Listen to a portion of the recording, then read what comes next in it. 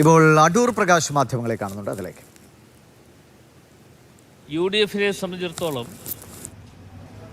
കേരളത്തിൽ 100 സീറ്റിലധികം നേടിയെടുത്തുകൊണ്ട് അധികാരത്തിൽ വരും. അക്കാര്യത്തിൽ ഞങ്ങളെ സംബന്ധിച്ചിടത്തോളം യാതൊരു സംശയവുമില്ല. ഇപ്പോൾ ഞാൻ ഇന്ന് ഇടുക്കി ജില്ലയിലാണ്.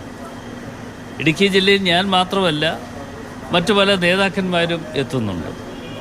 ഇന്ന് ഉടുമ്പൻചോലയിലും അതുപോലെ ഇടുക്കിയിലുമുള്ള പരിപാടിയിൽ പങ്കെടുക്കാൻ വേണ്ടിയാണ് ഞാൻ രാവിലെ തന്നെ ഇവിടെ എത്തിയിട്ടുള്ളത്. അപ്പോൾ ഇവിടെ എത്തിയപ്പോൾ അബു ജോണിനെ ഒന്ന് കണ്ടിട്ട് അവിടേക്ക് പോകാമെന്ന് കരുതിയാണ് ഈ ഓഫീസിൽ കയറിയത്.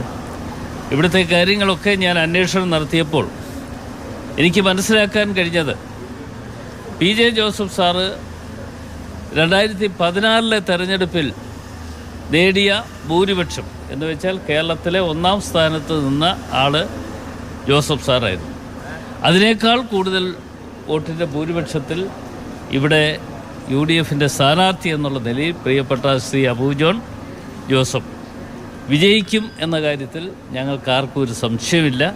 ഞങ്ങൾ ശുഭാപ്തി വിശ്വാസത്തോടു കൂടി പോവുകയാണ്. ആ ശുഭാപ്തി വിശ്വാസം നിങ്ങൾക്കും ഉണ്ടാകണം.